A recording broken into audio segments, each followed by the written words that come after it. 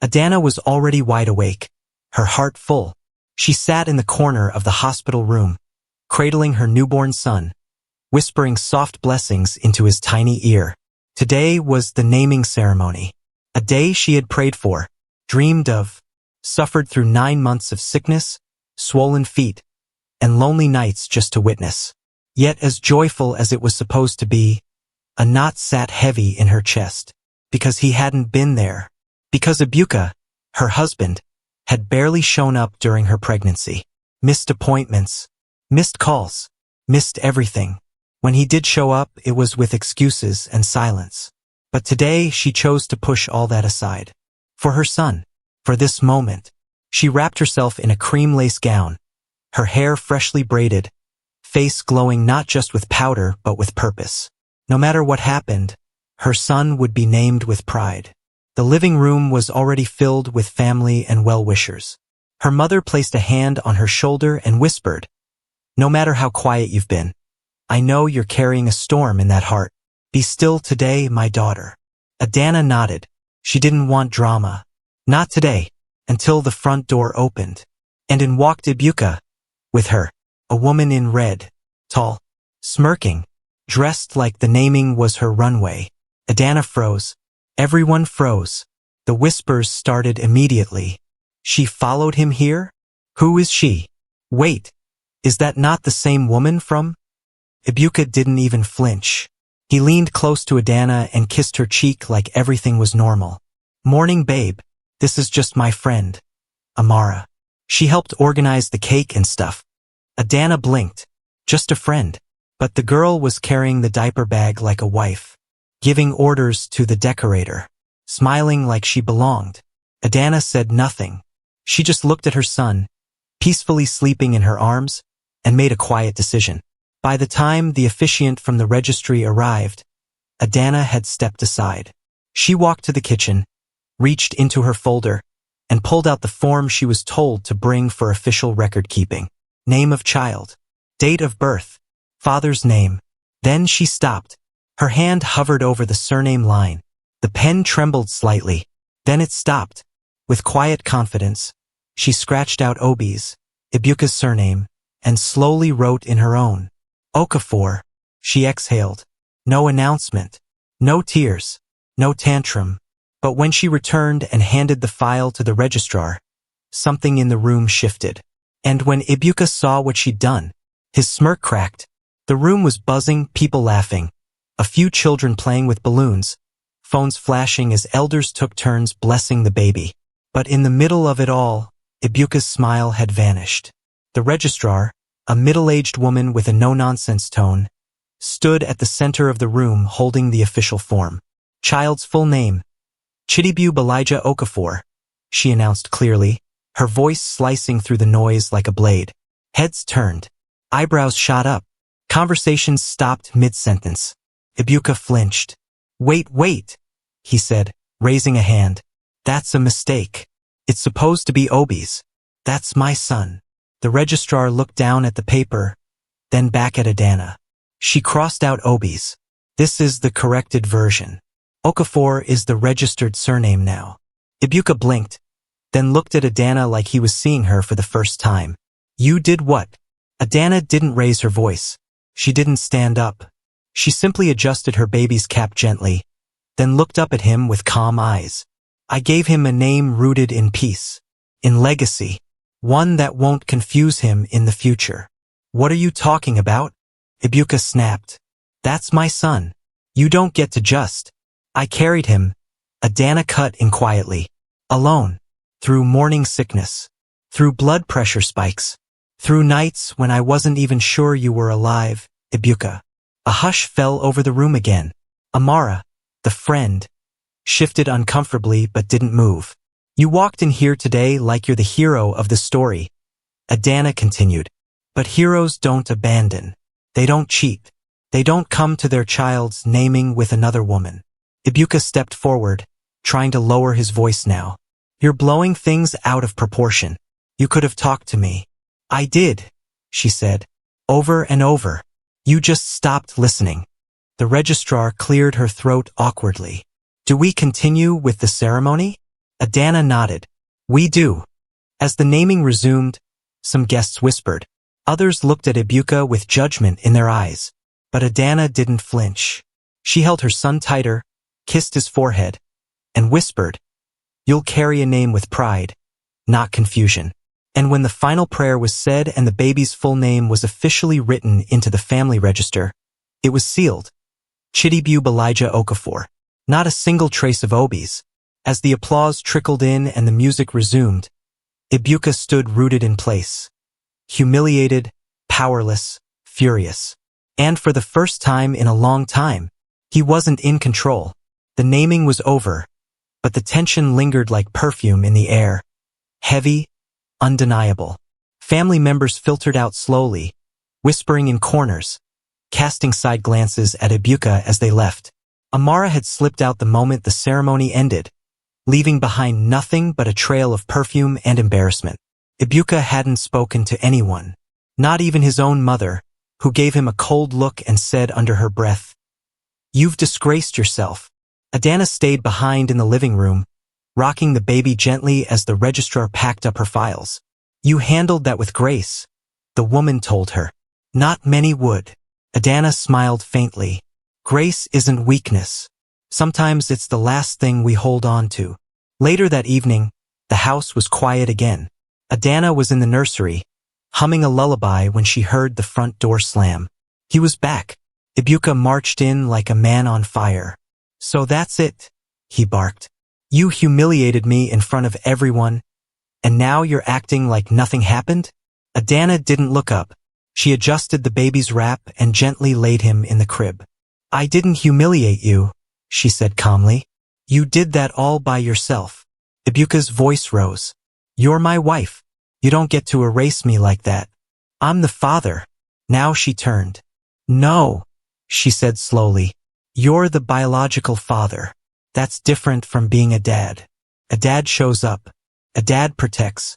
A dad doesn't walk in with another woman on his child's first official day in the world." He scoffed. "You think you're strong now? You think you can just raise a child alone? Be careful, Adana." She stepped closer, her voice steady. "I've already raised him alone. For 9 months. While you were too busy entertaining friends to remember who you were married to." Ibuka's jaw tightened. "You know what?" he spat. "You're going to regret this. You think changing the name gives you power? This is still my house." Adana's eyes didn't waver. "Then maybe it's time I stopped living in a house where I feel like a stranger." He laughed, bitter and sharp. "You won't survive a week without me."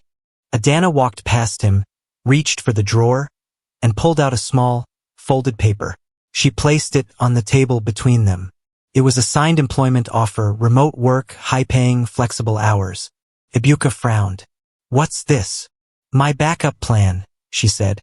"The one I created while you were busy making yours." He blinked. Adana leaned in. "You forgot who I am, Ibuka." "But I didn't."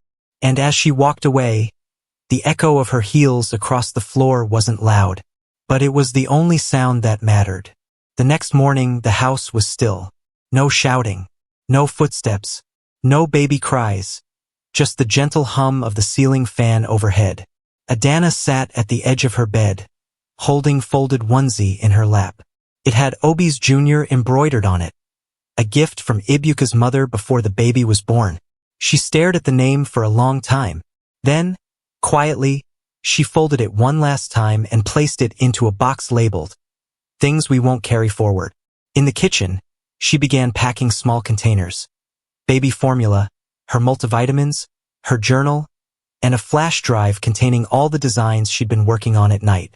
She hadn't planned this moment weeks ago, but she had imagined it many times. Dreamt of peace. Dreamt of a home that didn't echo with silence and suspicion. She wasn't running away. She was moving forward. When Ibuka finally emerged from the guest room he'd sulked in all night, his voice was lower. Less fire. More confusion. "So you're just leaving?" Adana zipped up her travel bag. "I'm not leaving," she replied without looking at him. "I'm returning. To myself." He scoffed.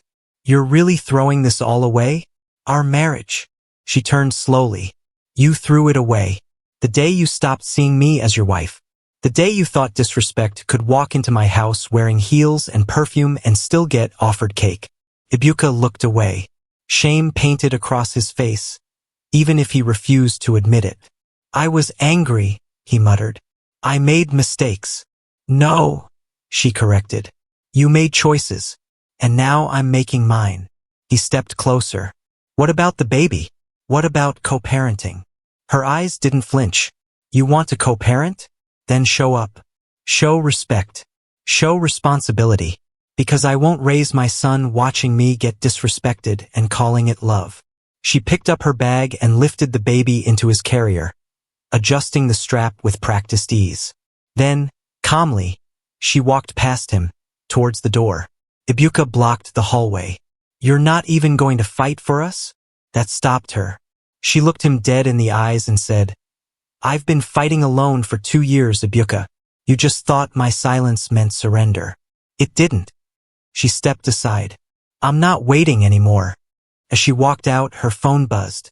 A message from the company's HR. We've approved your relocation. Welcome aboard. Adana smiled. She didn't slam the door. She didn't say goodbye. She didn't need to. Because some exits aren't loud. They're liberating. 3 months later, the sky above Enugu shimmered in gold as the sun set behind the hills. Adana stood at the balcony of her new apartment, a modest but peaceful 2-bedroom flat she rented with her first paycheck from the remote consulting job. Her son was in a baby rocker beside her, humming softly in his sleep. And for the first time in years, she felt safe. No strange perfumes. No whispered lies. No half-love. Just peace and purpose. Every morning, she logged into work, holding strategy meetings from her laptop. By afternoon, she worked on a blog sheet started for young single mothers like her. She didn't use her real name, just the pen name Mama Abu. But already, comments were flooding in. You're telling my story. Thank you for making me feel seen. You helped me find my strength. Adana read them all in the quiet hours, a warm ache in her chest. She never expected her pain would become someone else's light. She was healing. And in her healing, she was helping others rise too. One afternoon, her phone buzzed. A text from Ibuka.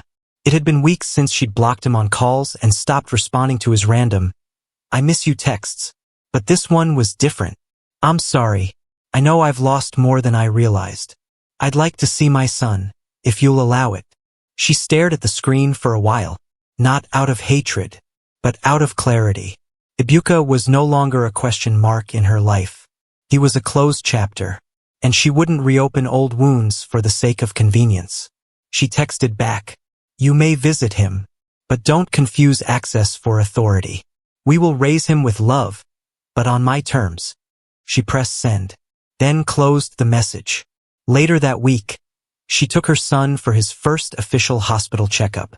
The nurse smiled as she held the baby's file. Chidibu Elijah Okafor, she read aloud. Beautiful name.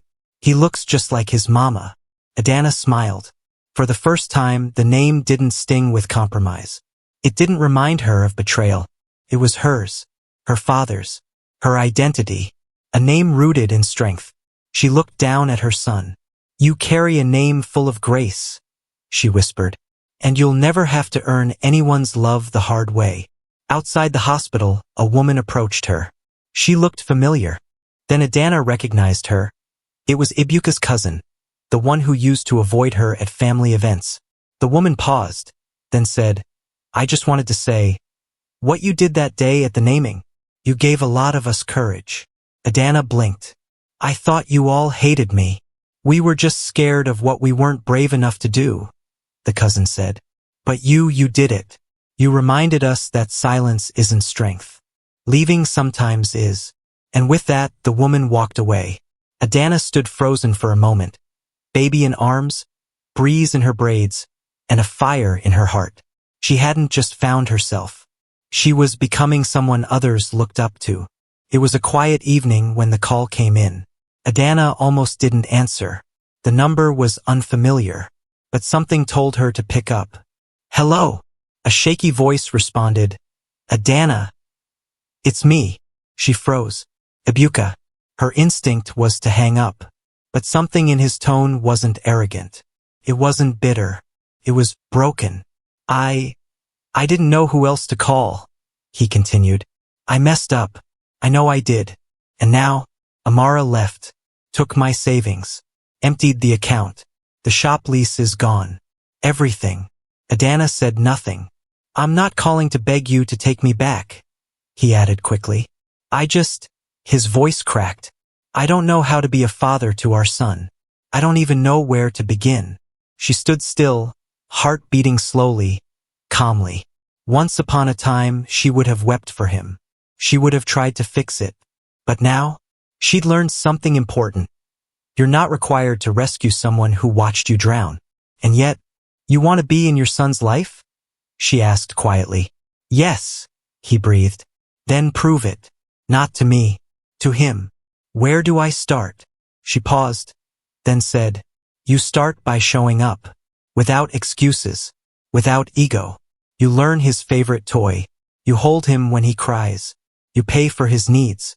You don't call yourself a father, you earn it. Day by day. Ibuka fell silent. You called me weak once, she continued, her voice soft but steady. But look who's still standing. He didn't argue. He didn't deny it. And that was enough. She ended the call, not with anger, but with finality. Weeks passed. Slowly, Ibuka began visiting. Short, quiet visits. No drama. No demands. Just a man trying to repair what he had shattered. But the story didn't revolve around him anymore. Adana's blog had gone viral. Mama Abu was now a voice for countless women. Single mothers, heartbroken wives, silent sufferers. She was invited to speak at community events, her inbox flooded with thank you letters. One day, she stood in front of a small crowd of women, her son in a sling across her chest. The topic was, when leaving isn't losing. And as she spoke, she didn't tell them about the betrayal, or the naming day, or the tears. She told them about freedom, about peace, about becoming whole. After the talk, a teenager approached her with tears in her eyes. You gave your son your name, she whispered. You reminded me I still have mine too. Adana smiled. Sometimes you don't need applause. You just need someone to find their voice because you didn't stay silent. She walked out of the hall, into the sunlight, her baby cooing in her arms. No ring, no husband, but love, real love. She was finally wrapped in it, from within. And that, she realized, was more than enough. If you enjoyed this story, please like and subscribe and don't forget to turn on the notification bell. Thank you. We hope to see you in our next video.